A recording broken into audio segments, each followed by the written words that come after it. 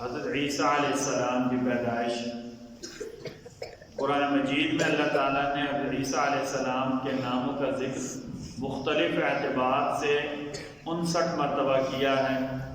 آپ کی پیدائش اللہ تعالیٰ کی قدرت کی بہت بڑی نشانی ہے۔ ایک دن حضرت مریم علیہ السلام کسی ضرورت کی وجہ سے بیت المقدس کی مشرقی جانب گئیں۔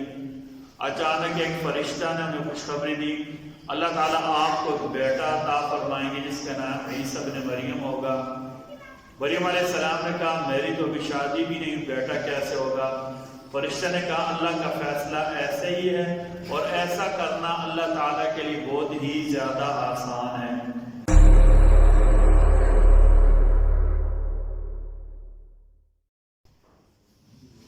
بسم اللہ الرحمن الرحیم۔ اسلامی تاریخ میں سے حضرت عیسیٰ علیہ السلام کی پیدائش۔ قرآن مجید میں اللہ تعالیٰ نے حضرت عیسیٰ علیہ السلام کے ناموں کا ذکر مختلف اعتبار سے 59 مرتبہ کیا ہے۔ آپ کی پیدائش اللہ تعالیٰ کی قدرت کی بہت بڑی نشانی ہے۔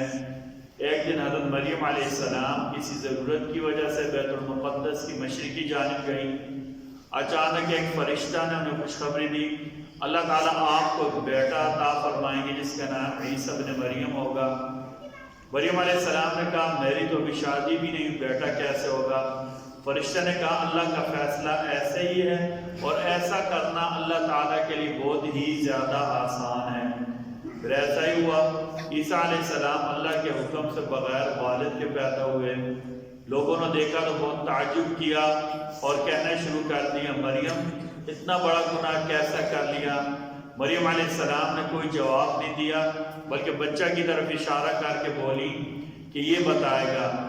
اس پر اللہ کے حکم سے عیسیٰ علیہ السلام نے بچپن میں اپنی والدہ کی پاکیزگی کی گواہی دی اور کہا میں اللہ کا بندہ ہوں، اللہ نے مجھے کتاب دی اور نبی بنایا ہے، میں جہاں کہیں بھی رہوں گا اللہ تعالیٰ مجھے بابرکت بنایا ہے اور آخر دم تک اللہ تعالیٰ نے مجھے نماز پڑھنے، زکوٰۃ ادا کرنے کا حکم دیا ہے اور اپنی ماں باپ کا فرما بردار بنایا ہے۔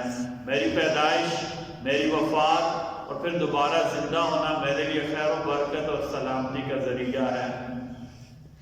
بچے کی باتیں سن کر قوم حیران رہ گئی اور ان کی بدگمانی جو حضرت مریم سے متعلق تھی اچھی عقیدت میں بدل گئی۔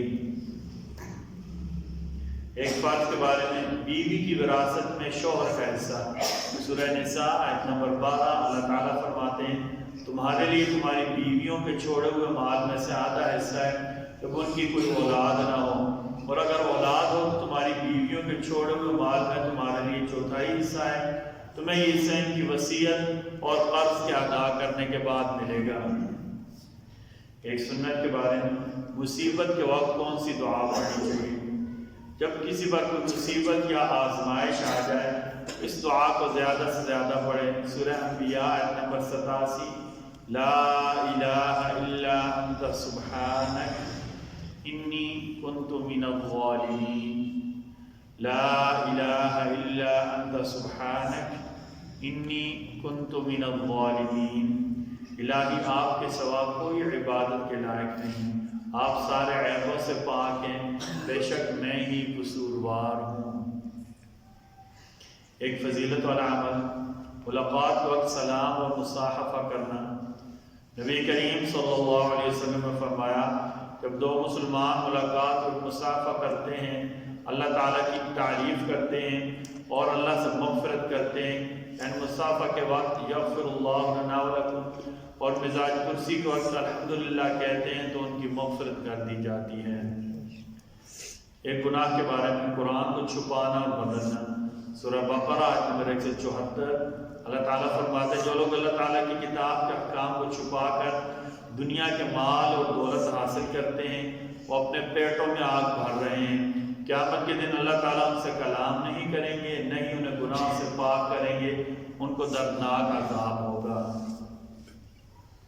طب نبوی سے علاج، بڑی بیماریوں سے حفاظت۔ نبی کریم صلی اللہ علیہ وسلم نے فرمایا جو شخص ہر مہینے 3 دن صبح کے وقت شہد کو چاٹے گا اسے کوئی بڑی بیماری نہیں ہوگی۔ نبی کریم صلی اللہ علیہ وسلم کی نصیحت، آپ صلی اللہ علیہ وسلم نے فرمایا جب تم میں سے کسی کو چھینک آئے تو الحمدللہ کہیں۔ چھینکنے والا کیا کہے؟ الحمدللہ۔ اور جو سنے وہ کہے یرحمک اللہ۔ پھر فرمایا اگر چھینکنے والا الحمدللہ نہ کہے تو تم بھی یرحمک اللہ نہ کہو۔ چھینک آج کیا کہنا ہے؟ الحمدللہ۔ جو سننے والے ہیں وہ کیا کہیں؟ یرحمک اللہ۔ اور اگر چھینکنے والا الحمدللہ نہ کہے تو باقیوں کو یرحمک اللہ کہنے کی ضرورت نہیں ہے۔ اللہ تعالیٰ ہم سب کو کہنے سننے سے زیادہ عمل کی توفیق عطا فرمائے۔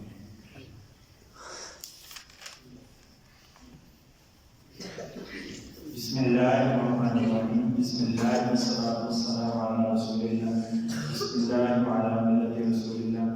ربنا ظلمنا انفسنا وان لم تغفر لنا وترحمنا لنكونن من الخاسرین۔ اللهم آت نفوسنا تقواها وزكها انت خير من زكاها انت وليها ومولاها، ربنا اغفر لنا ولمن سبقونا بالايمان ولا تجعل في قلوبنا